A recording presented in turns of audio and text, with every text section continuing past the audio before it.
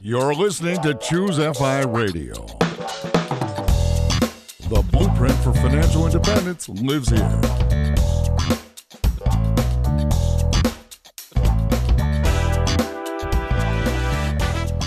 If you're looking to unlock the secrets to financial independence and early retirement, you're in the right place. Stay tuned and join a community of like-minded people who are getting off the hamster wheel and taking control of their lives in the pursuit of financial independence. Choose FI, your home for financial independence online.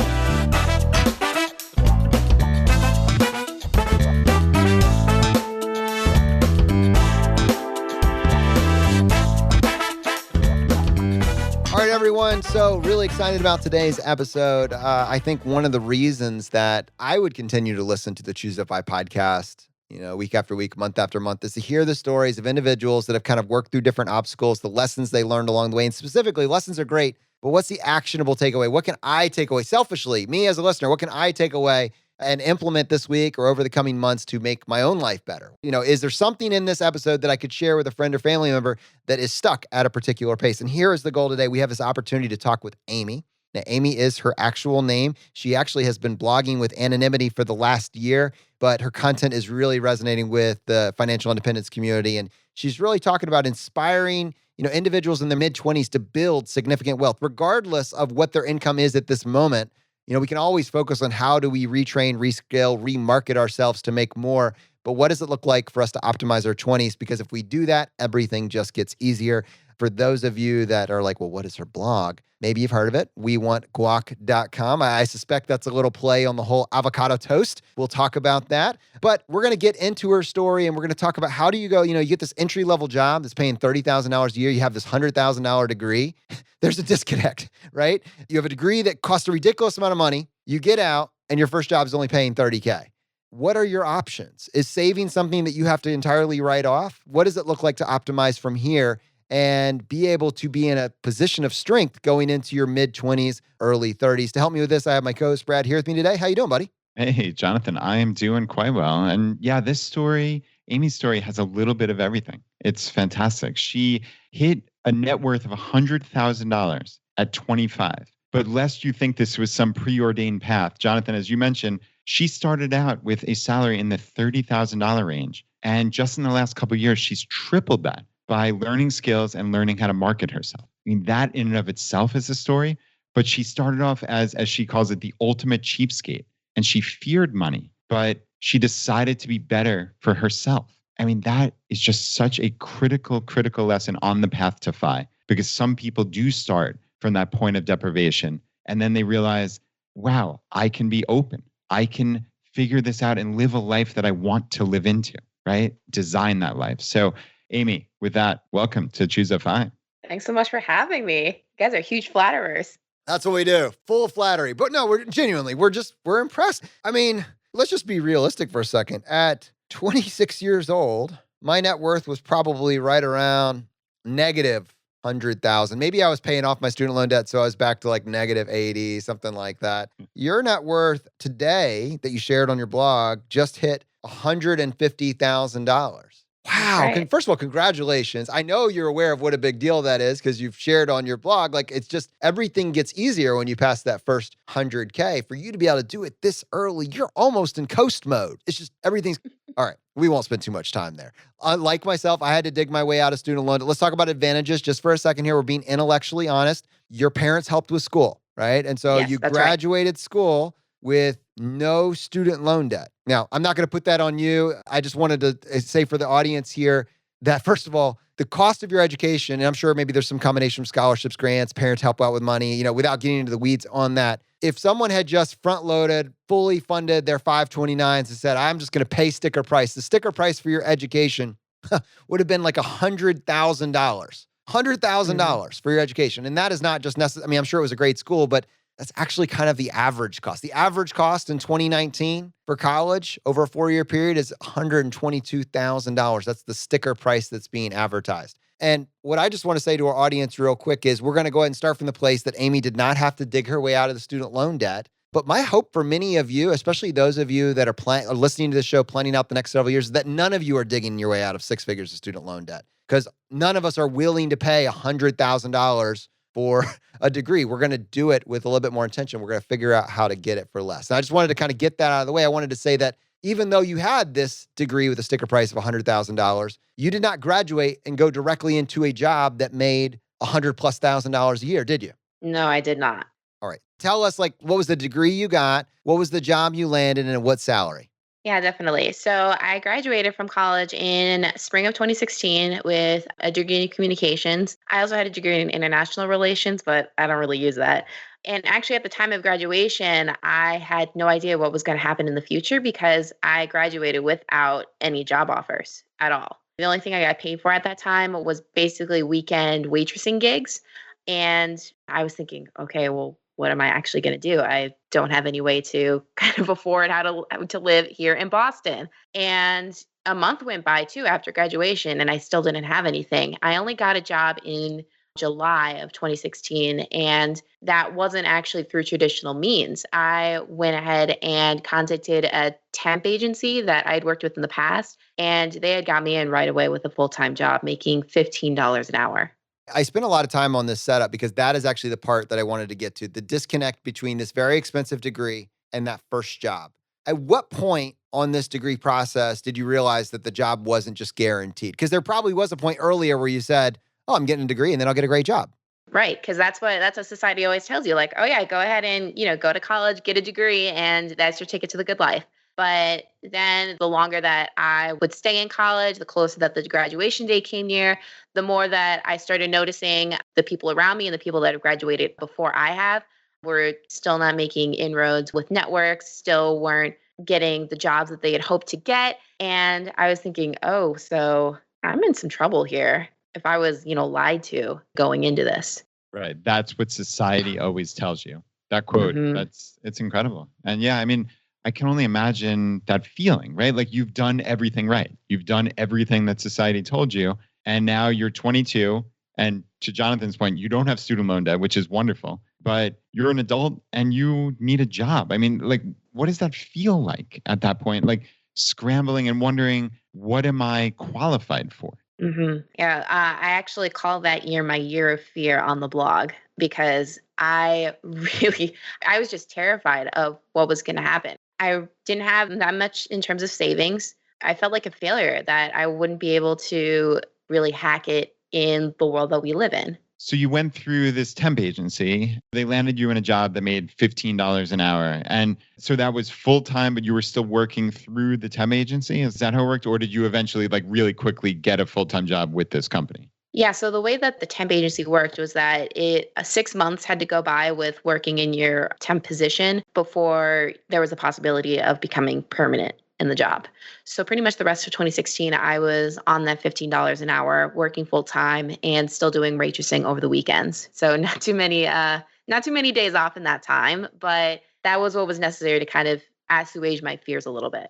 I think our goals when we create these episodes are to focus on different aspects of your financial life. And that first job is a massive piece. And actually, I think in my mind, when we're looking at picking a career and making the choice to go to college and whether or not you should take out student loan debt, there's all of those. But then that separation between, all right, I'm a junior or senior, and now I realize suddenly that I have a degree, but the employer doesn't care. They don't know what to do. It's just they check the box. And I don't know how to convince the employer that if they give me the chance, I'm going to crush it. And I'm curious if you were to think about now, with the benefit, like now you actually have experience. There is stuff that you've done. You worked at a temp agency, you did some work, you're building on your body of work. But if you were to have the benefit of hindsight, and you're going back to that final year, maybe it's at that point that we start to feel that little bit of fear sitting on your shoulder and you're realizing, oh, I'm getting this degree, but I haven't done anything with it. I've just done really good at multiple choice tests. I've written a few papers and, whatever. I need to actually do something so I can explain to employer my value proposition for them. Like, what if you could go back to that junior or senior year, you're getting a communications degree? What is the actual skill set that you possess coming out of college? That is an excellent question, and one that I think that I had the average amount of skills that pretty much most folks graduating college would have, which is unfortunately inadequate for the realities of today, right? But that's not strictly their fault. So once you graduate from college, the obvious path is get a job. Some people will, go to grad school, but the ultimate goal is get a job, get a good job, get a job that really pays you well and that, justifies the 4 years that you had just sunk of your youth into, going to school.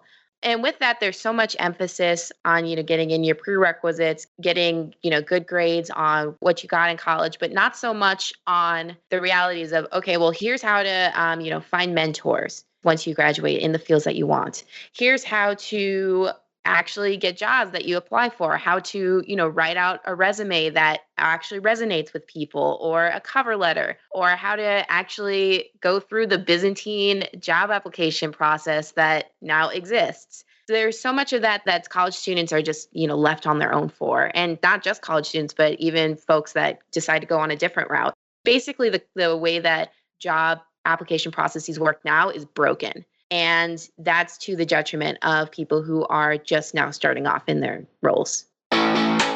Hey, this is Andrew from the Choose FI team. Hope you're enjoying the interview. We're going to get right back to it right after these quick messages.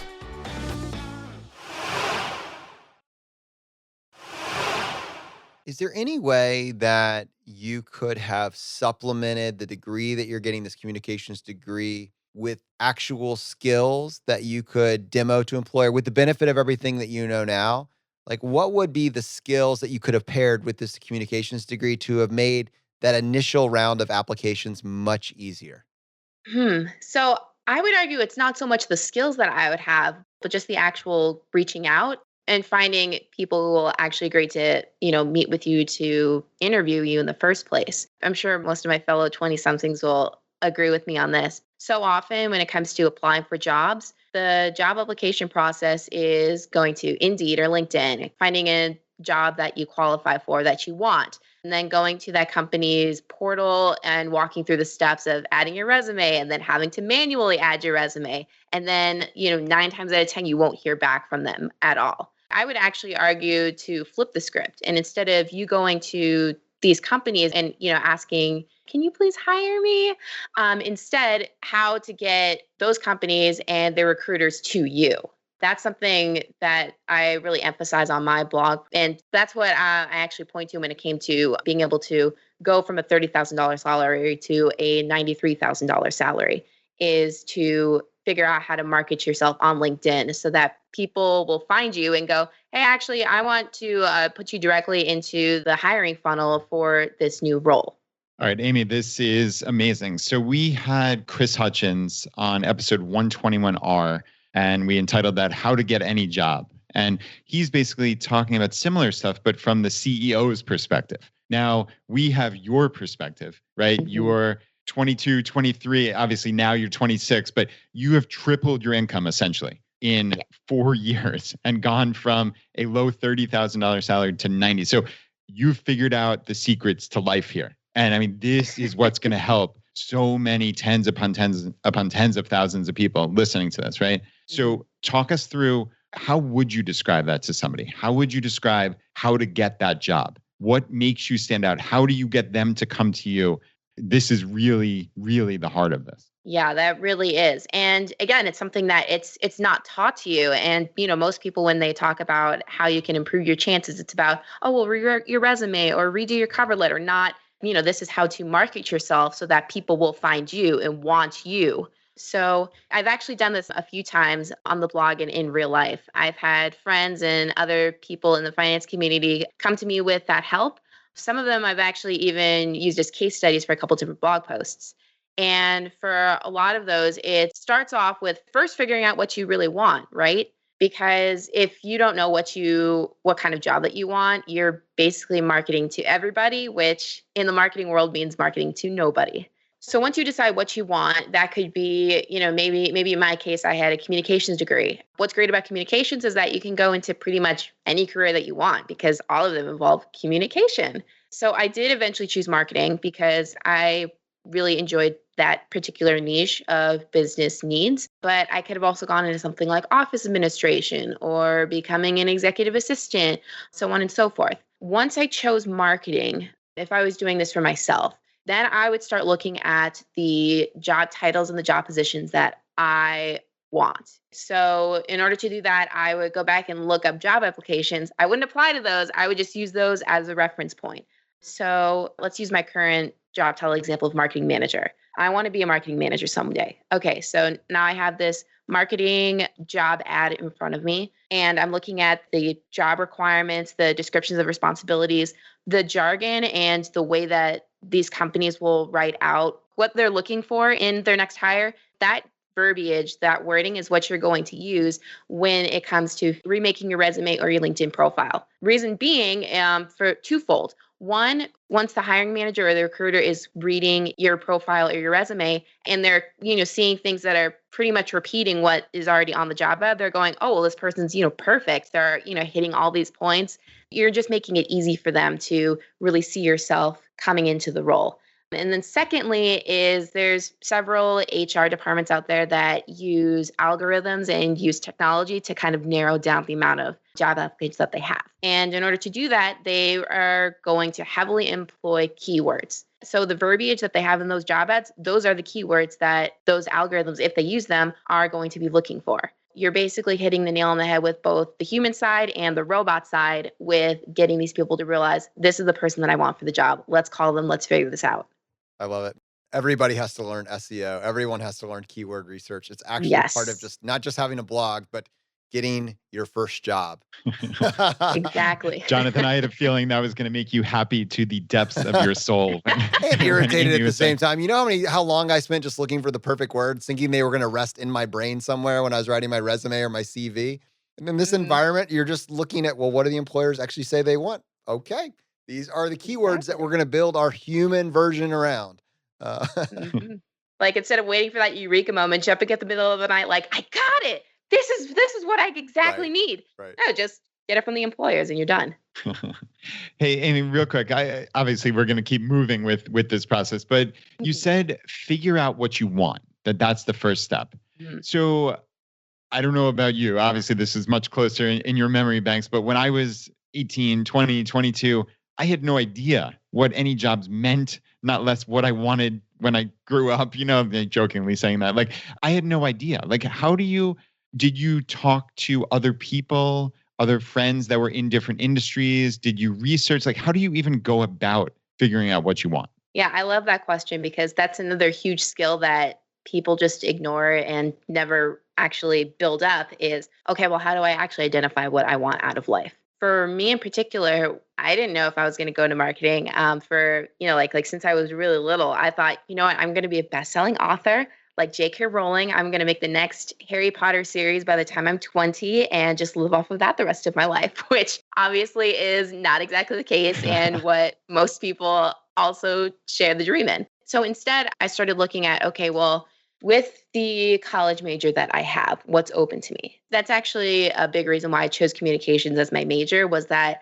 I was like, well, I don't know, what exactly I'm going to do with the rest of my life. So let's just get a degree that I can apply to basically anything that I want. And throughout college, there were several different paths that I was considering. At one point, I was like, maybe it'd be good to be a lawyer. Another time again, I was thinking, well, maybe I could be an executive assistant. Maybe I could become a consultant. There were several different paths. And when it came to deciding what I actually wanted, even at 26, I'm still thinking, well, maybe I won't do marketing, the rest of my career. Maybe I could see myself doing something like in product management or something that's more technical or even, really going hard on my HTML skills and doing programming. So when I say figure out what you want, it's more of figure out what you want for the next couple of years. And then it's fine if, you need to pivot or figure something else out. You just want a plan. You just want a direction so that, again, you're not just, like doing a spray and pray with your resume, right? You're having something that's a specialty. Employers don't generally look for somebody who's well-rounded. They're looking for somebody to fill a need that they have. So if you can show that you fill that need with whatever your specialty is, that makes you so much more likely to get hired. Let's talk about the pivot from $30,000 in this first job to you're making $90,000 in this new job. There's probably a little bit of, in your own mind at the time, imposter syndrome, just because there's such a space between those two. You're hoping they don't realize that you were just making 30, something internally, I'm curious, to get that, at some point, did you recognize that, like, oh, I don't just have a degree, I actually have very real skills? Did you bring that with you into the additional conversation? What enabled you to make that jump? Were they aware of your prior salary? I don't think that's a question they're even allowed to ask, but some still do. What was that transition from 30,000 to 90,000? And what do you think really helped you nail it outside of, the LinkedIn keyword optimization? Yeah, definitely. So for that, again, the script flips on its head. So instead of kind of going in and doing those kind of negotiations, when it came to transitioning from my first job out of college to my second job, that negotiation for your salary was entirely pushed along by the recruiter that I was working with. So just to back up a little bit, for my first job, again, I started off as a temp role making $15 an hour. In early 2017, I went perm and started making $20 an hour. So with that, I didn't have much choice in that because they already had known my salary beforehand. And they were like, yeah, why would you want more than $20 if you were already making 15? So I was like, well, I don't know how I can argue that. So I guess. But going forward, I was thinking, $20 just isn't cutting it. I feel like I'm not really living up to my full potential here. It was very hard in that first job to actually move up. There really was no defined path to kind of advance in the company. So I was like, okay, so I can either kind of lounge in this, like glorified receptionist role for 10 years, or I can move to a different company. So that's what I eventually ended up doing. Right around late 2017, I got a call from a recruiter and he was really interested in working with me. He really liked my LinkedIn resume and thought that I would do really well in some kind of hybrid sales and marketing job. So I was like, okay, let's do it. And with that, then we eventually got a job offer from a very small company in Boston that was in kind of like the luxury furniture realm. And then the recruiter went, okay, well, what's the salary range you want to get? So I was like, that's a good question. That's another thing too, is that, when somebody asks you like, what kind of salary do you want? Your mind kind of wipes blank going, okay, well, like what exactly should I be asking for here? What's what's the average? What would be reasonable? I don't want to be unreasonable and, like turn them off completely. So with that, then I blurted out a range of, I want to say something like 55 to 65. And so the recruiter's like, okay, so 60. So I was like, yeah. And so then he was like, okay, thanks. And we hung up. 10 minutes later, he called me back. He was like, okay, we got it for 60. So I was like, all right, let's go. So with just that, in just one fell swoop, I was able to get a 50% pay increase with that move. Did your tactics change at all between job 2 and job 3, or did you stay with the same company and get promoted to go from 60 to 90? My tactics did in fact change. Once I saw the power that your profile can get once you, really optimize it for the keywords that recruiters are searching for, I thought, okay, well, let's lean on this then and really see what's out there. And so once I really optimized it, one of the big things that I did was adding just skills where I was like, well, I don't know if this is relevant, but maybe it might be. That turned out to be a golden goose for me because I happen to have some HTML skills. And I had rather unwittingly tapped into this particular niche in the marketing field that requires technical marketers. So that basically means people who have a marketing mindset, but can also, really understand coding behind a lot of the programs that you need in your marketing stack. So with that, then I suddenly started getting quite a few recruiters reaching out going, hey, this is exactly what we're looking for, this particular company or this big company, this like unicorn startup, like let's start calling them. Let's figure this out. And with that, then I got a new role, my current role, where my starting salary in this role that I'm in now was 86,000. So I started my second job with 60,000. And then in job number 3, I got to 86. This is really cool. And what I'm noticing here is there's a skill, you know how to value your worth, you know how to present it in a way that an employer can see your worth. That's how you're really squeezing all of the juice out of this. But I actually wanted to, even in the language you used internally, it was something along the lines of you knew how to communicate your actual, you even said my marketing stack. And then on top of that, I found myself by being able to market my HTML skills, I was able to get there. I'm just thinking, if you look back now over the last 10 years, when people say, what do? You could say, well, I'm in marketing. But when it's actually, what do you do, or what skills do you possess? What is it that you bring to a company? Is it leadership? Is it copywriting? Like if you think about what is your actual stack that you possess now? that would be on this resume that you would match up to an employer's needs? Not from a keyword basis, but from like an individual that realizes it's skills more than degrees that's getting you this 93, but they don't know how to communicate what skills they have. We always answer, what do you do, with like a single word, I am this. But I think I want to know, but what are you capable of doing for a prospective employer? What is your skill stack? Right. Yeah, that's a great question. So let's say I was talking with somebody who was a fresh college grad and they were like me and they couldn't find, any roles. Like nobody was calling them back and they couldn't find a job. I would sit them down and go, okay, well, first of all, let's make sure that you are marketing yourself towards the job roles that you want to get.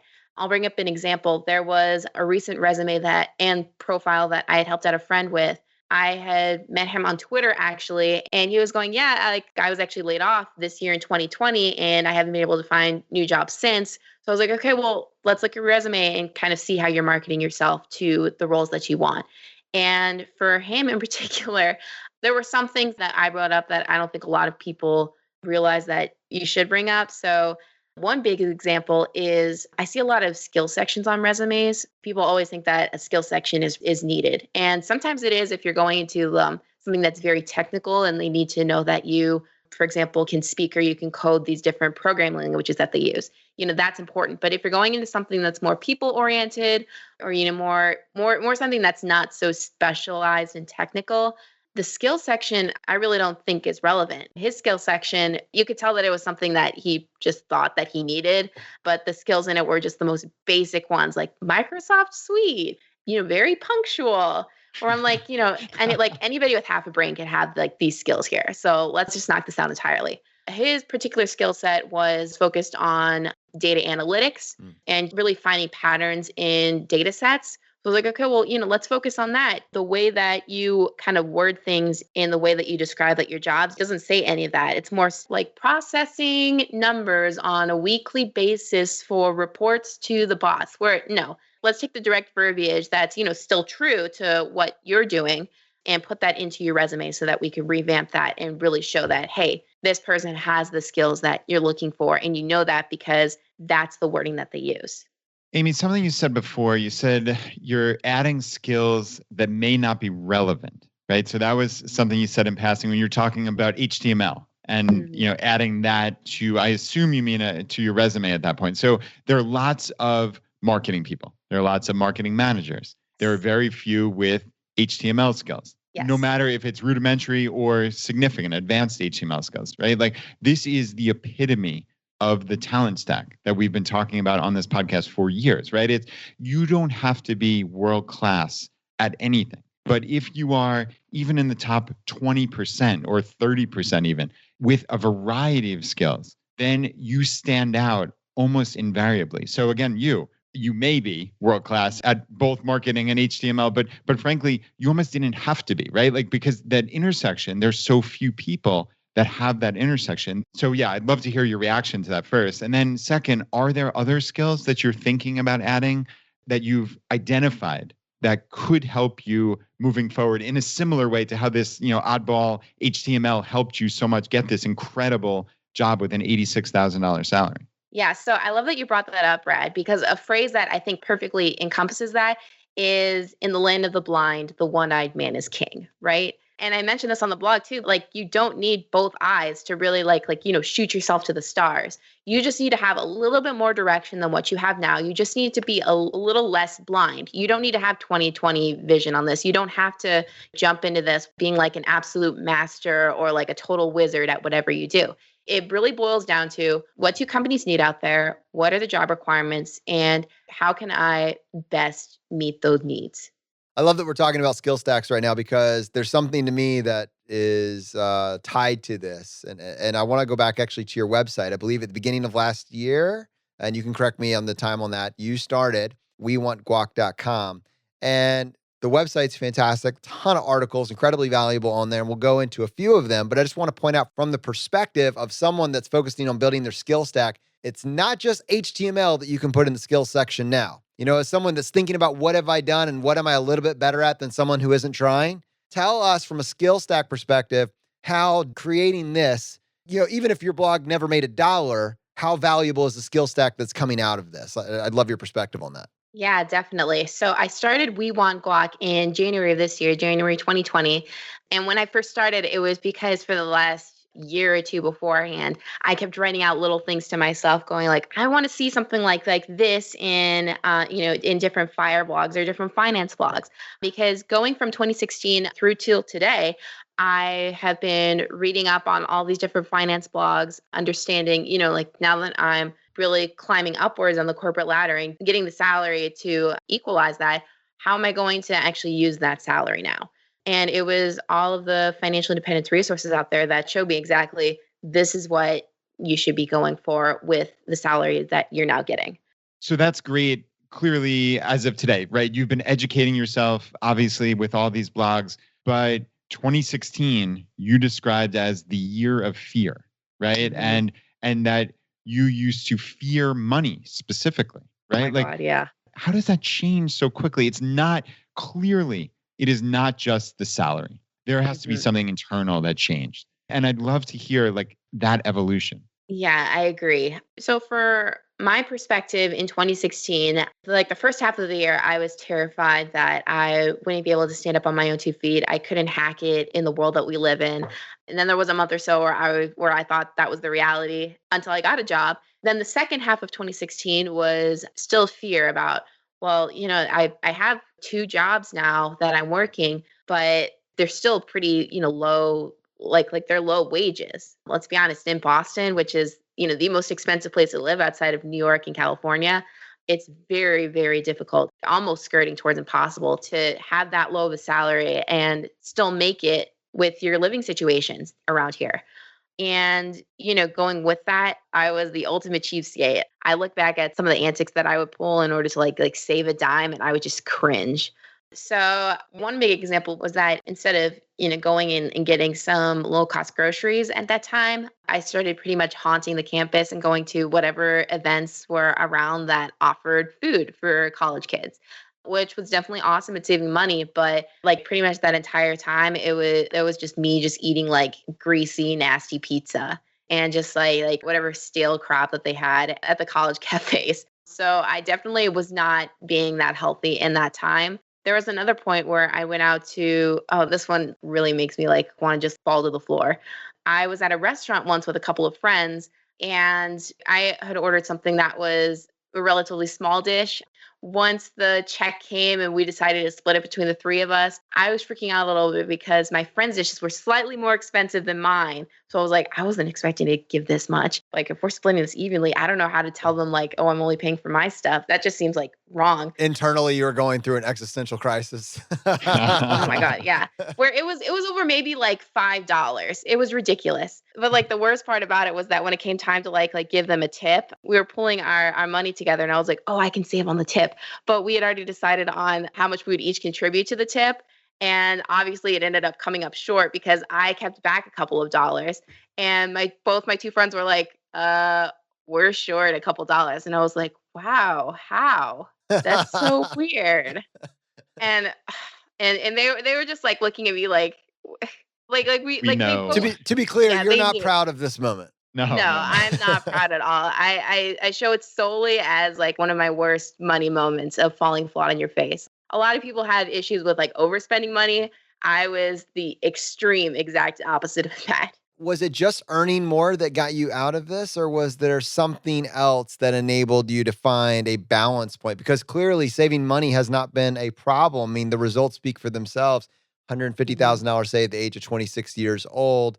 But it seems like you don't have regrets about that saving. This isn't all I made 150,000 by not tipping the way I should have and by eating free food on this. I clearly earned more. Like, but is it just earning more, or is there some sort of like mindset shift around finding that balance point at the various income levels that you were at? Yeah, that's an awesome question because so many people think that okay, well, once I get this raise, once I get this promotion, then my life will be on track. But that's really not true. There is such a thing as something that I've heard called before the high earning poor, where it doesn't matter how much money that you're making, if you're still spending all of that and still living paycheck to paycheck, you're still living in a very precarious financial situation, whether you're making $30,000 a year or $300,000 a year. And I've heard this talked about pretty frequently, but it bears repeating. It's not so much about how much money you make, it's about how much you spend and how much you save, right? So with that, then it was learning, okay, well, obviously making more money will help hugely. Because, if you only focus on that one side of the coin of lowering your expenses and really upping your savings, there's only so much that you can cut from the bone until, you're really hurting yourself and digging into the bone. But if you take that lowering expenses and you add it to the other side of the coin, which is increasing your income, then all of a sudden you're able to accelerate the amount of money that is at your disposal that you can then use to go and invest properly and really set yourself up for life. It is amazing how that deprivation mindset can change, right? And like you said, you certainly don't look back proudly on that moment at all. No. But you understand, like, you were in a place of deprivation where those dollars, at least you thought every single dollar, I need to clutch onto this because I'm not secure. Right. Mhm. I think that at the heart of it was part of the issue. I mean, I can look back at times in my life where I had that deprivation mindset and I was, maybe even miserly with some of my money. And now, because I'm in such, not just the dollars in my net worth, but I'm in such a more secure place psychologically. Like Mhm. now I pride myself on when I go to restaurants doing like the exact opposite of that, which is giving really wonderful tips. Because to me, it's like, I know those couple dollars don't make any difference to me whatsoever, but they make the difference between a 20% tip and a 26% tip or whatever it may be. Right. And that feels good. It does. And, Yeah. right. And I mean, people are working so hard. Like, so it feels good internally because you're not coming from that place of scarcity anymore. So Right. it's cool to see that you in just such a short time, I mean, that took me a long time. I'm not gonna lie here. So, I mean, you've overcome that in a fairly short period of time. And were there any specific, and I know sometimes it's hard even in the not so distant past, but like any specific inflection points that jump out to you that like, where you remember like, oh, the old me would have done this, but the Amy of today is doing this? Yes, 100%. The major change was creating a budget. And so many people go like, well, that doesn't make sense because budgets are like to constrain your spending and to keep your spending in like these particular limits.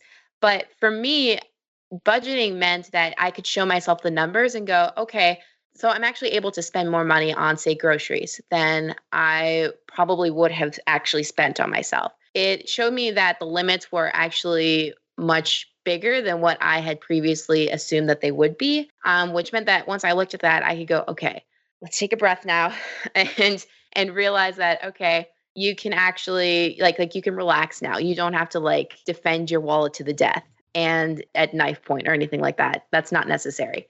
So that really gave me the freedom and I want to say it really gave me the permission to spend money on myself, to put it towards, like you said, to generous tips at restaurants, to helping out friends in need, to helping out other people that I know who may be in worse financial straits, and giving to charity. So all of that has been able to really show me that, hey, like this is totally in your purview. You're going to be completely fine. Just stick to the plan, stick to the budget, and you're good. That made all the difference for me personally. I absolutely love that. It reminds me of a quote that Jocko Willink, who has a very popular podcast, he's a former Navy SEAL. He says, discipline equals freedom. And he doesn't mean it in the sense that like, oh, you have to be hardcore about every second and be disciplined and all this other nonsense. It's exactly how you described. It's setting up this framework. This budget was your discipline that gave you the freedom to show yourself that those limits were bigger. To use your words, your limits were bigger than you ever could have imagined, right? And it gave yourself this internal permission, this freedom to move beyond that scarcity. I think that is the single best example I've ever heard of that. So just sincerely, thank you. That was brilliant. My pleasure. And kind of going off that discipline thing a bit, I completely agree with that. I've joked before that I'm probably one of the least disciplined people like ever in the finance world because when it comes to my budget, I've seen other budgets where they kind of go over every single line item. Like I spend this much on clothing. I spend this much on, I don't know, like Cheetos at the convenience store. Where for mine, it's more of like, okay, well, like I'll spend this much on food. this much on rent, this much on my cell phone, and this much for everything else. Boom, done. And I normally fall under the budget with that, but I'm like, I don't care. That just means more money for later in the year. So really, it's not about like obsessing over every single little penny. It's just, okay, well, I know that they're in the right budget bucket. So yeah, we're good. All right. So I want to actually go back to your website and I want to talk about one article that really I think is important for people to hear. Now, the name of the website, wewantguac.com. And then in the tagline here, the path to wealth in your early 20s. Tell us what the Yes. goal is for this website. Now, we'll dive into this article in a second, but what is the overarching goal for this website? Keeping in mind, I suspect that whole marketing thing that we said earlier, if you're marketing to everybody, then you're essentially marketing to nobody. Mm-hmm. Mm-hmm. Exactly that. So I started the blog because there's obviously a major financial disconnect in American society, right? So there was an actual study done on the financial literacy of Americans. And the way that it did that was asking them three very basic personal finance questions. And they were in the veins of, okay, well, imagine the interest rate on your savings account was 1% a year. If inflation was 2%, could you buy more with that account or less? And it was stuff about like, is this true or false? Buying a single company stock is a better return than a stock mutual fund.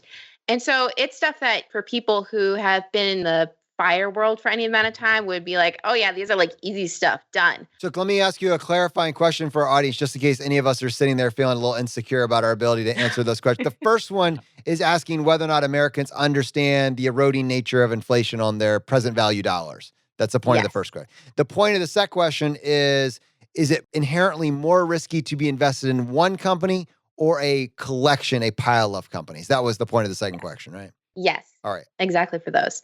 And 7 out of 10 people are not able to correctly answer these questions, which, blows my mind because they should be basic knowledge. But the fact that they're not means that we as a society, whether it's our educational system or, just impersonal doing some kind of PSA, we need to really do better to have folks understand how to manage their money and how to understand it.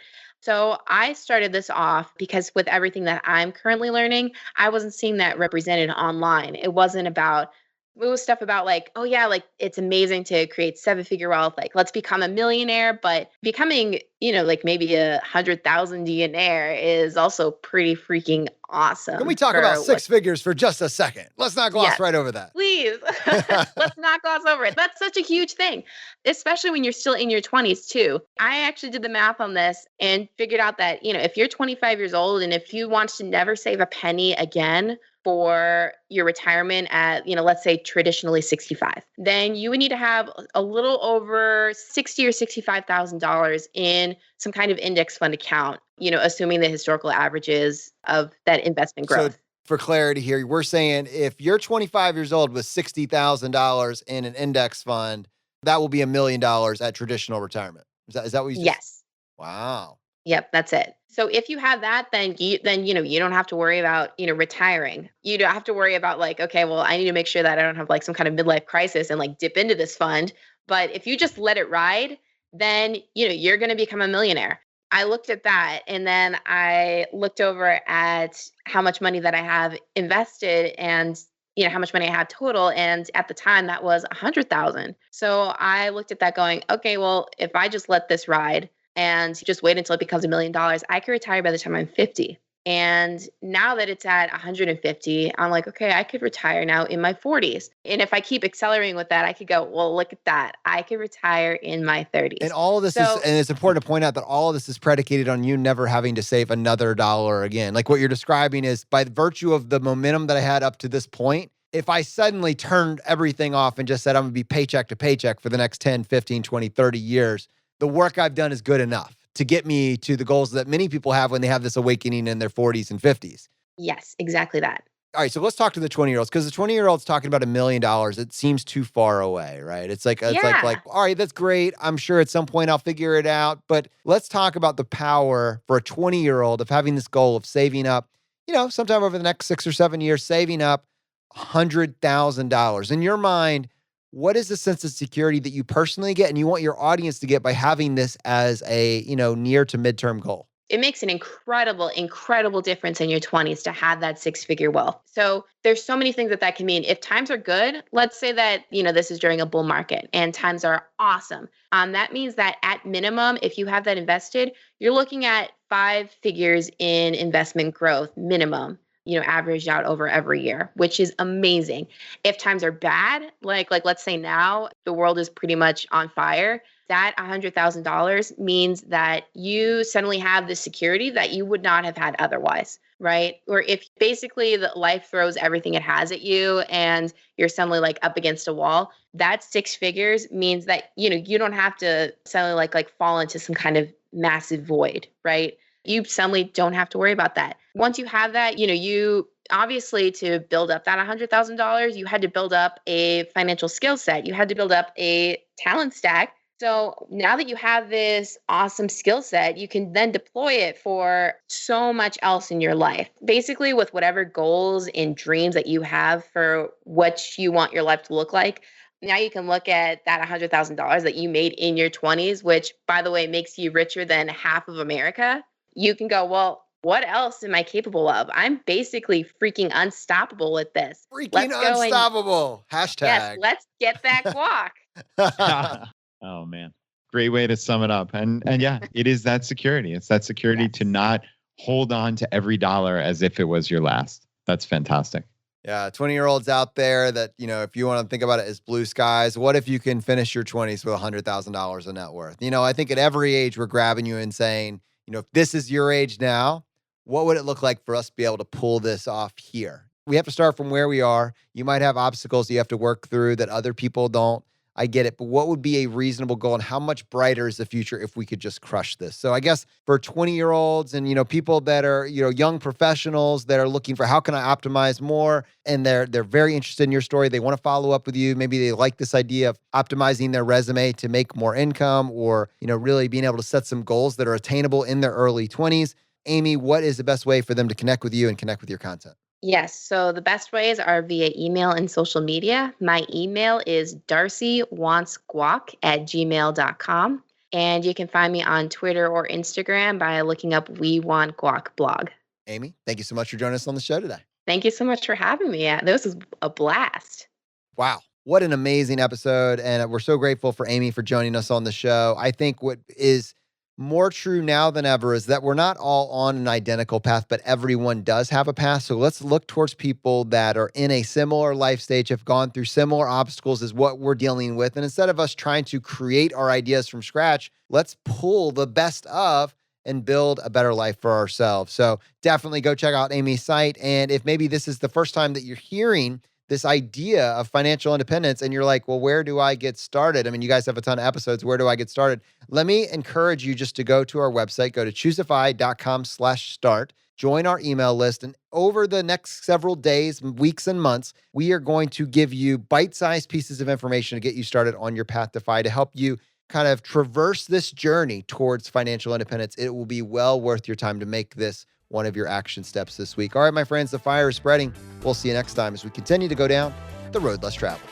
You've been listening to Choose FI Radio Podcast, where we help middle-class America build wealth, one life hack at a time.